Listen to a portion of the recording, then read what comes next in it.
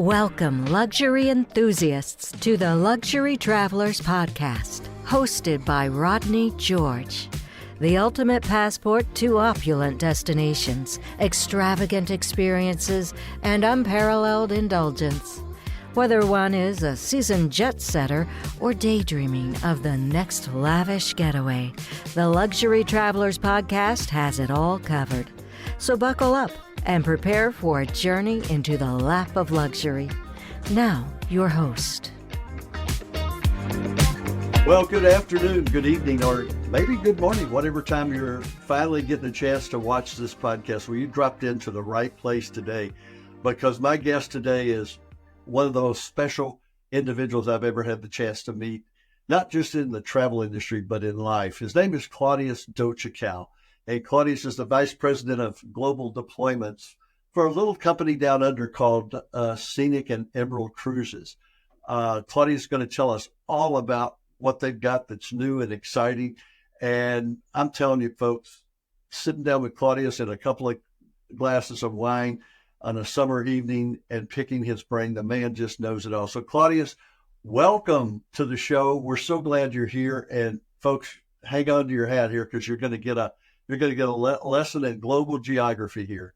Thank you very much, Rodney. And I also want to take this opportunity, since you brought it up, to thank you for the good wine you always provide when we get together. So thank you very much. And I work for a little company down under.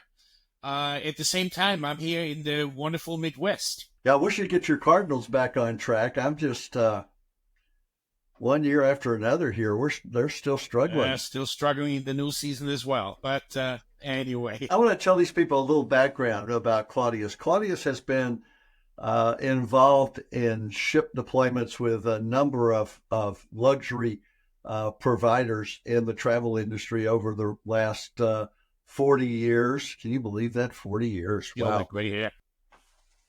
Yeah, me too. And mine's receding faster than yours, it looks like.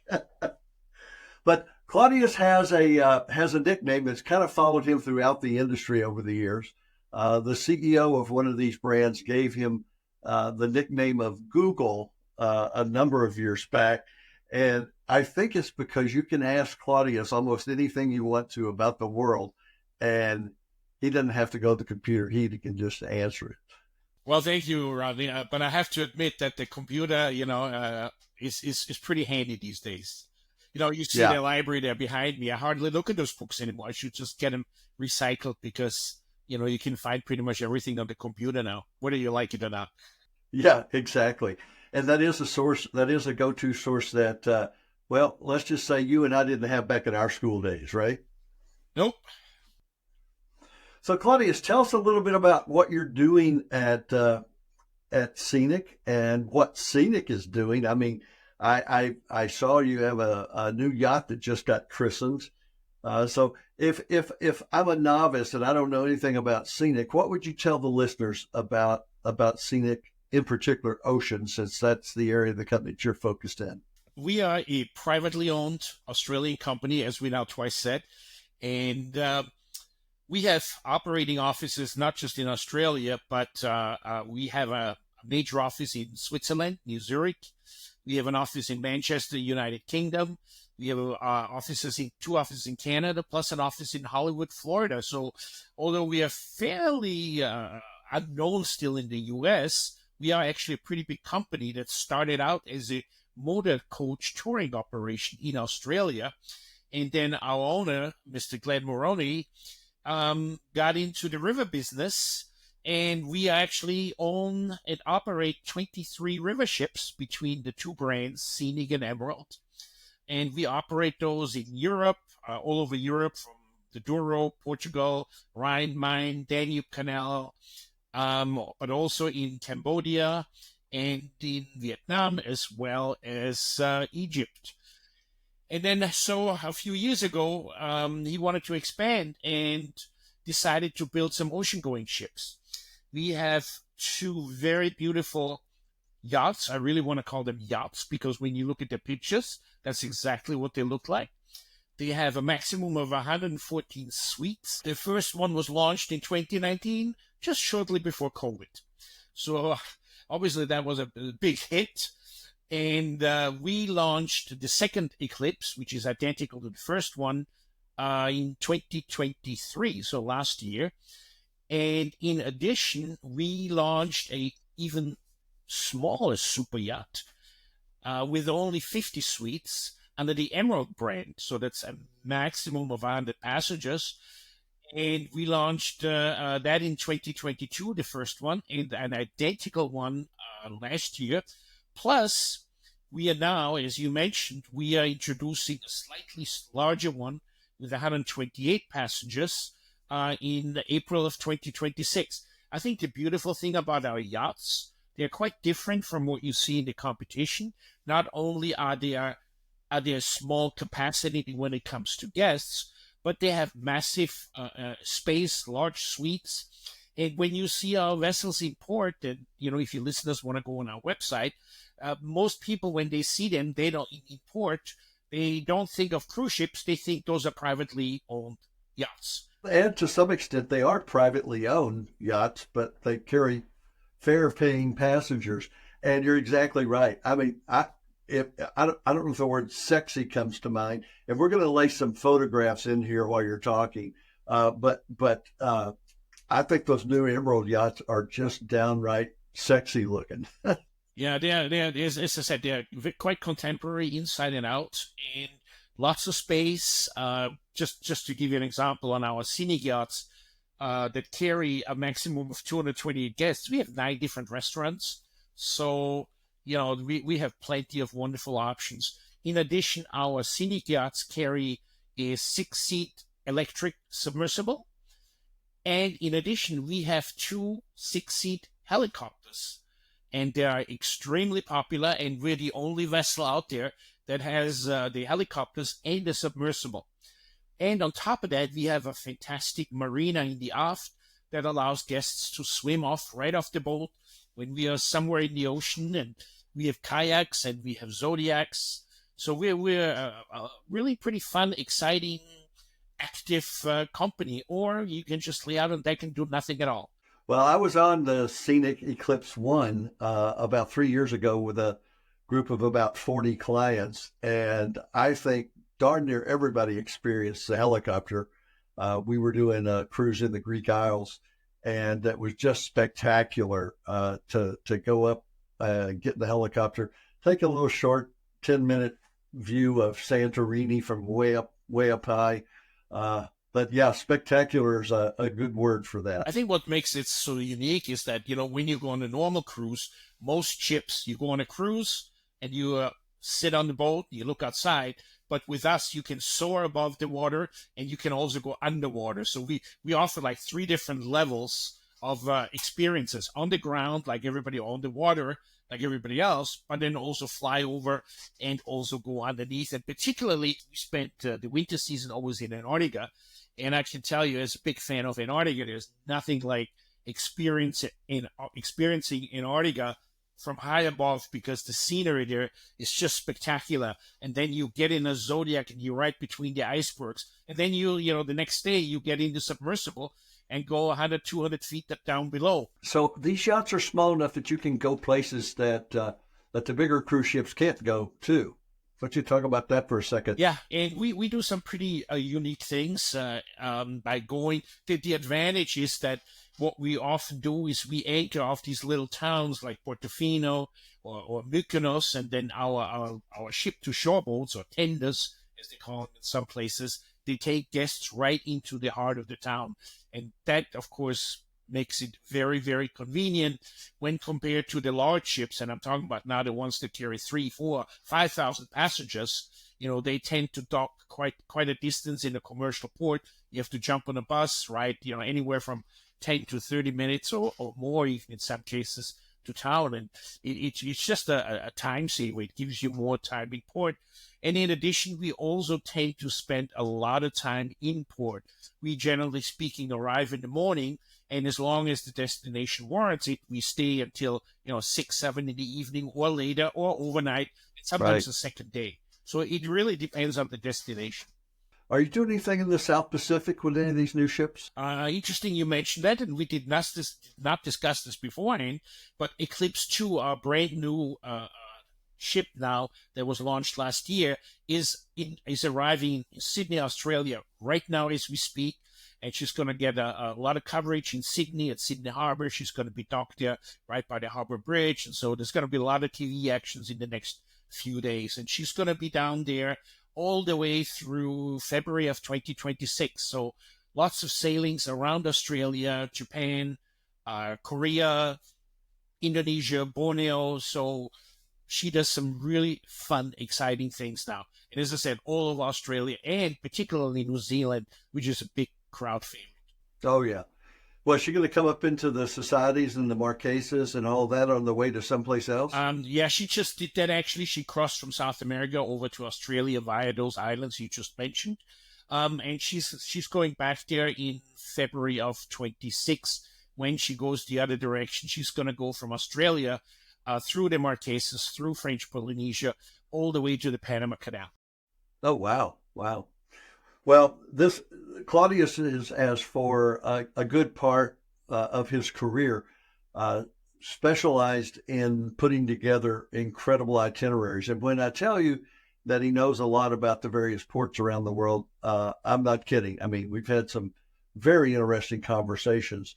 So what would you tell the average person out there that's looking at Scenic as far as what does Claudius Docekal add to the experience with your knowledge of the various ports around the world? One of the things I pride myself on, I have been to just about every place our ships cruise. And having been in this business for the decades you mentioned, unfortunately, you had to give it away. Thanks, Rodney. But I travel a lot extensively, and being in this business for so long and dealing with English-speaking customers from Australia, United Kingdom, and Canada, and the US, of course, I pretty much know what our customers like and dislike. So as I travel through these countries, I'm pretty quick to figure out how to package something unique and differently and just give guests a great experience. And I think the one thing I always try to do is I try to keep some what I refer to as marquee ports, which are places that people know have been, like Barcelona or Monte Carlo or Mykonos. But I also mix in some unusual places that people may not have heard of. However, I know once they've been there and they experienced it, they usually often come back and say, you know what? I'm glad I saw Santorini. I'm glad I went to Mykonos. But that place you took us to Paros or Patmos or Santa Margarita, I actually like those better because they weren't so touristic. And the number of people, thus, is significantly less. So you've got a little more elbow room.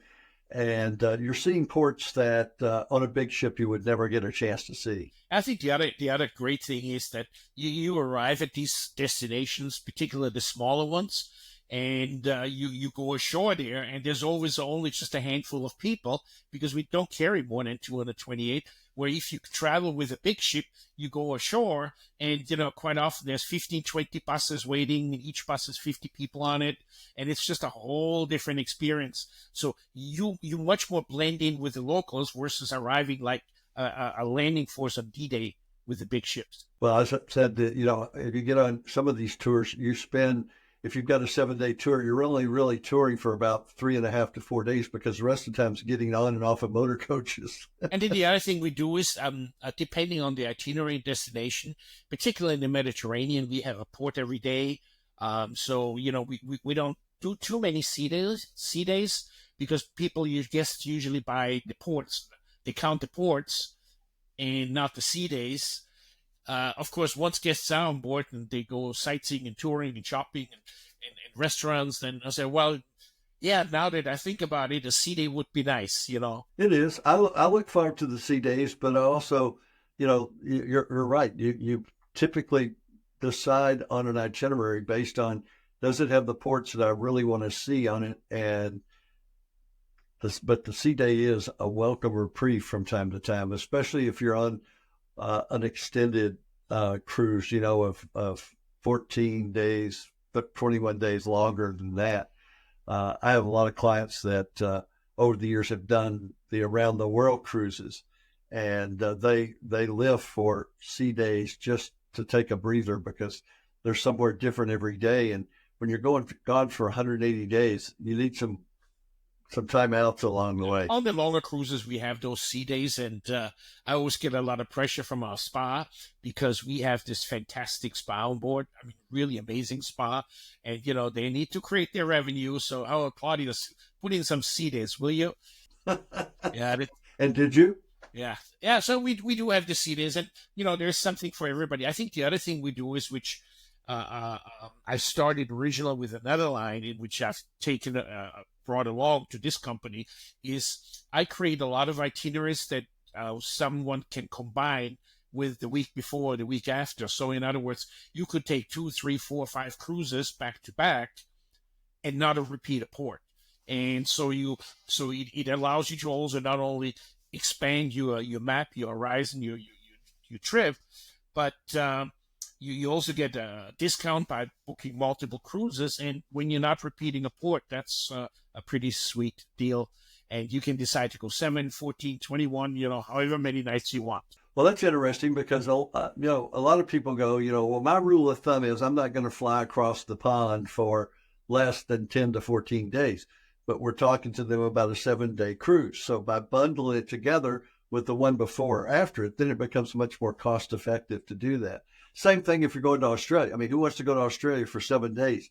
That's a killer airplane ride, but you got to spend more time on the ground there once you finally get there. Yeah, plus, having these sort of our main markets, I think I said it before, Australians, Brits, Europeans, as well as Canadians and Americans, they're all English speaking, but they have different preferable destinations and durations, particularly Australians. They don't go anywhere for less than 3 weeks.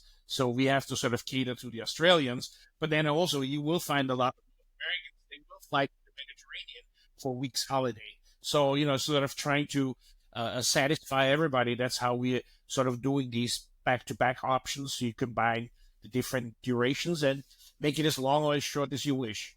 Well, it's not hard to string together 2 to 3 weeks in Australia and New Zealand now. Yeah, and we were seeing, believe it or not, we were seeing it in the Caribbean because we basically run 7-night itineraries, but I've built 3 different 7-night itineraries, and you can combine them to 14 or 21 days. And actually, again, our European clients and Australian clients, they love that idea. Where if you're from North America, it's okay to fly on a 1-week cruise in the Caribbean via Puerto Rico somewhere or Barbados. Your ships are more yacht-like, and I know sometimes on the bigger cruise ships that as you grow closer to the end of the trip, if that next segment's not full, they often offer some incentives just to stay on board for another 7 to 10 days. Are you guys able to do that with the smaller ships that you have? We can. I will tell you, and I'm sincere when I say that. We, as I mentioned earlier, on the Emerald ships, we only have 50 suites, and they sell out pretty quickly. We're pretty chock-a-blocked in the Mediterranean. Caribbean next season is also looking quite full. On Scenic, we have with 114 suites, we have a little bit more options to do that, but we really try to encourage people to book this up front, these back-to-back cruises, because then they also get a nice discount up front, and that way they can also, the important thing is you can then maintain the same suite over the first, second, third, whatever cruises you do. You don't have to change suite simply because the suite you booked on this week may not be available next week. Gotcha. Now, you talked briefly about the new Emerald yacht. Is it how do you pronounce Kaya, it? K-A-I? Kaya. Now, that's a little bigger than the precursors. I think he mentions 128 passengers.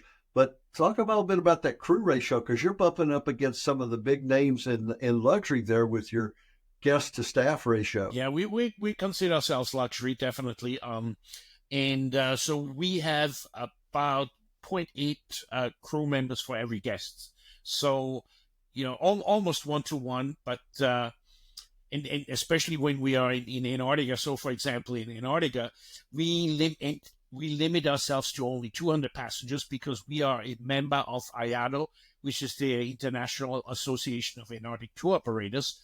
And we have some very strict guidelines that protect the ecology and the whole region down under. And one of the guidelines is that if you want to be part of that organization, you have to limit yourself to 200 passengers in Antarctica. So what we do then is we take those remaining 14 beds and we actually add additional staff in the terms of lecturers and expedition staff, Right. people that know about the krill, people that know about the birds, the wildlife in general. So we actually load up on extra staff in Antarctica, which is, to me, one of the most amazing destinations I've been traveling to. It is, and it's. I'm going to check that off my bucket list finally in January of next year. But a little bit about Antarctica. I was looking at some of our agency, and we're one of the top 5-6 agencies at cruise planners out of almost 3,000 franchises. But Antarctica is rapidly moving up. It's number 3 or 4 as far as, I mean, Europe's going to always be number 1. We do a ton of Africa business, but Antarctica is creeping up there and quickly becoming our number 3 destination in the world. Yeah, I'm biased. I love the place. I've mentioned that already. But and I'm talking about, I've been every continent, I've probably been to about 170, 180 countries or something like that. And it's definitely on the very, very top of my list. I've been going there since the very beginning with a company called Lindblad that still exists and Yes. years down there. And I think I was down there the first time in 1988, I believe. And I've been back many times since. And, each time I said to my wife, who, Kathy, she, Yes. oh, why don't you come along? She said, no, why do I want to go there? So finally, I think it was in 2016, I managed to, I don't know how I managed, but I managed to get her on the trip. She came down there with me to Antarctica finally, and now she wants to go back every year because it's so spectacular. And she's also a person that is extremely well traveled. And if you've never been down there and you love nature, wildlife, really good fresh air, it's the most amazing place. And I've been talking about Antarctica, as I said, since 1988, and I talked to a lot of people, and I've never met anybody that actually went down there after I told them and that came back unhappy, because it is hard to believe a place like this still exists to this day. Yeah, it is. Now, you guys sail out of Ushuaia for that, right? Correct. And what we also do, we sail out of Ushuaia like most of the operators. But we also have, for the next 2 upcoming winters, we also sail to Antarctica from Australia and New Zealand. And Oh, that's wow. we go down there to what's known as the Ross Sea. And that is an amazing trip. It's a bit longer. Because it is further, but I would say if you've never been to Antarctica, you probably want to sail first to Antarctica from Ushuaia, from the southernmost town in South America, sail down to Antarctica, and then if you're really adventurous, you take the one to the Ross Sea, which is almost like an explorer type of trip. But as I said, if you go to Antarctica, the one thing I will say is that allow enough time. There's a lot of companies now that offer 5-6 day trips via flying and things like this. There is nothing like giving the destination the time it really deserves, because what happens is, first of all, it's not as cold and rough as people think it is. It just has a bad reputation, because once you're down there in Antarctica, you basically sail between icebergs, islands, and the Antarctic Peninsula, so it's quite well protected. But the reason you want to have time down there is because you want to really explore the wildlife, the bays, the caves. And what happens is, once in a while you do get a overcast day, or you get a cloudy day, and so you want to have buffer days to see as much as possible. So I would say the minimum you should do is 11, 12 nights.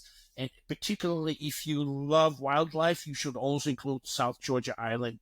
And Oh, yes. because South Georgia is it's just like no place on world when you see 10,000 emperor penguins and thousands and fur seals, and it is just breathtaking. So, if you go once, and most people probably only go once, make it count and book there at least 12 nights. and maybe even more with South Georgia. And particularly for us, where we have all these other options, you not just do landings on the continent, on the islands, but you do Zodiac cruises. You have time for kayaking. You need time for the helicopters and the submersible. So there's so many things to do that keep you active. Plus, we have some great lectures, and so people are amazed how busy they can be down there when they never visit a town outside of Ushuaia. It is amazing how you can stay busy when you would think there's absolutely nothing to do. There's so much to do and so much to see. And the ships today are a lot more equipped for a crossing of the Francis Drake Passage with the stabilization systems, and combined with the speed of some of these newer, sleeker yachts as well. So you can get across those areas that you hear about from time to time with a little more stability and quite a bit faster. Yeah, since our vessels are brand new, as I said, they were launched 2019 and 2023. We have state-of-the-art, really big stabilizers that are normally found on much larger vessels. So we have that. The other thing we have something called DP, which is known as Dynamic Positioning System. And that also allows us to remain. So instead of dropping an anchor and sitting there, we don't have to drop an anchor. That system, through computers and satellites, manages the engines and the steering, so we can stay in the same place without dropping an anchor, let's say on a reef or something. So that is a huge advantage, and just having the latest equipment. And then the other thing we do is I allow a little bit of buffer, extra time, so in case the Drake Passage happens to be rough, we have time to sit it out, wait it out. Not like we're not on a schedule where you have to really run full power all the time, and that makes a big difference. But again, the Drake Passage, it has a reputation, and on some days it's deserved, but on other days it's also called the Drake Lake. And I've been across both situations where it was rough some days, but also when it was like a lake. So, you're taking a chance. But I think the important thing to know is that day and a half sort of that takes to go down there is really taken up with lectures, because when our guests come on board in Ushuaia, as you said, we give them lectures. We have a fabulous theater with really comfy chairs that recline. I have a cup holder, and you can fall asleep in those if you wish. But we have lectures with our helicopter pilots, our submersible pilots. We show you how to go kayaking, because a lot of our passengers have never been in a kayak. And so we make you really comfortable over those 1.5 days. So when you get down there, you are already mentally ready to go. Ready to go. Yeah, thank you. Hey, as we wrap up here, because our time together is coming to a close, for a man who's been everywhere multiple times, if you can get there, especially if you can get there by a ship of some kind, what are the top 3 places that somebody as well-traveled as you are, what's your top 3 on the whole planet? Boy, that's a tough one. Now I'm gonna since I'm in the cruise business, I'm not gonna talk about land trips and safaris, which are definitely up there. But I would say, you heard me talk about Antarctica. That's definitely something everyone should see, because it is so uniquely special. I would say then I still love the Mediterranean as many times as you and I have been there. I think it's spectacular, especially when you go to the smaller little towns like we do and the lesser known islands. And then, it's a tough one. Believe it or not, my wife and I love going to the Caribbean every year, in usually January. And again, we go to the small islands. We don't go to where the big ships are. But again, my wife loves the Baltic and the fjords. So, there's just a lot to choose from these days. And I think you should do them all. And I totally agree with you. I always go back to my good friend Philip Randall, who's a gerontologist. I met him probably 40 years ago. He was speaking at an industry meeting in my previous career in the financial services industry. And he always said, enjoy yourself, Rodney. It's later than you think. Yeah. Yeah. And, and it is. It is. And it's the thing is, I've been to some pretty wild places. I believe it or not, I've been to Somalia, I've been to Sudan, Yemen, which is in the news these days. I've been to some really wild places, and there is always something to see, something to experience. It may not always be your cup of tea, but it's always good to see for yourself and what a place is really like, rather than what you hear through the news, which is quite often distorted. Most often distorted, but that's a subject for another day. Yeah. And I would close with this: if you're close to our ages, and you're not about creating memories for your children and grandchildren to cling on to long after you're gone, you need to call me and we need to talk about that, because memories are what this is all about. And the memories that you have, no one can ever take them away from you. They can't take them away from your children. They can't take them away from your grandchildren. So get out there and start creating some memories. And if this type of cruising on some really, really specialized small yacht-like ships is something you're looking forward to, which a lot of people are, they don't want to do the mega ships anymore. They want quiet sophistication, I guess. If you just allow me a few more words, Rodney, I Sure. couldn't agree more with you. We travel with our kids, and we have a 6-year-old granddaughter. She's done 3 cruises already. So, I definitely, and I couldn't agree with you more. Create those memories with your kids and your grandkids on a cruise, and don't think you just have to go on the big ships, because these small ships are a lot of fun and you get a lot of attention. You really do. Well, Claudius, as you well know, you and I could probably sit here and talk for another 5 or 6 hours, but they asked us to keep it to 30 minutes. So we're going to wrap up here. I guarantee you, I'm going to come back and ask you to do this again, because we just added a feature to our podcast site where people can go there, click on a microphone, and record their questions that they have for you. And so we'll announce several weeks in advance that you're coming on so that they can get their questions to you. Because trust me, folks, I've been around this business ever since I retired at age 55. So that's I'm going on 17 years in this industry. Claudius is going on 40 years in this industry. And I'd just love for y'all to have the ability to pick his brain, because there's a lot of stuff up there to pick around. Yeah, thank you. And then, again, if anybody wants to book, they should book with somebody like you, who's experienced in the field and has done many, many cruises. I think that's so important, that talking to somebody that knows the business. 113 is where I'm at. You're probably way more than that. But Claudius, tell Kathy I said hello, and thank you so much for being here with us. Again, if you want to know more about Scenic, all you have to do is give us a call, because all of our agents love to talk Scenic and Emerald Cruises with you. Thank you very much, Rodney. I appreciate the opportunity. Bye for now. Bye-bye. Thank you.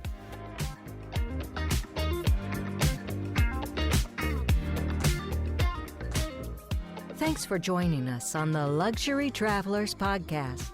For more information, head on over to luxurytravelerspodcast.com to connect with our team or leave us a message.